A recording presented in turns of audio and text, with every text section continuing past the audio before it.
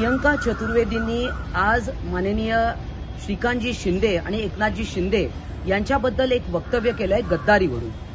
मी त्यांना विचारू इच्छिते की तुम्हाला लोकसभा लढायची होती, आत्ता अनेक वर्षांपासून त्या प्रयत्नात आहे की त्यांना गोरेगाववरून निवडणूक लढायची आहे आणि आत्ता जिकडे रवींद्र वायकर यांना तिकीट दिलेलं आहे शिवसेनेने, तिकडून त्यांना खासदारकी देखील लढायची होती आणि असे ते प्रयत्नात होते की शिवसेनेकडनं उमेदवारी मिळावी, कारण त्यांना लोकसभेत जायचं आहे आणि माहिती आहे की मोदी लाट आहे, आपण जिंकून येणार, त्यामुळे त्या वैफल्यग्रस्त झालेल्या आहेत आणि त्यांच्याबद्दलचा एक सर्वे, एक रिपोर्ट असा पण आहे, त्यांचेच लोक बोलतात की या लोकप्रतिनिधी आहे, संध्याकाळी या सापडत नाहीत, 8 नंतर या अनअवेलेबल असतात।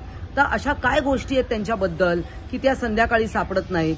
एक लोकप्रतिनिधी, आमचे शिंदे साहेब 24/7 अवेलेबल असतात, श्रीकांतजी शिंदे 24/7 अवेलेबल असतात, मग ह्या का लोकांना अवेलेबल नसतात? मग यांना जर का खासदारकी लढायची आहे तर यांनी विचार करायला पाहिजे की आपल्याबद्दल लोक काय बोलतात, त्यांच्याबद्दलचे जे रिपोर्ट्स आहेत ते काय सांगतात, त्यांनी याच्याबद्दल उत्तर द्या।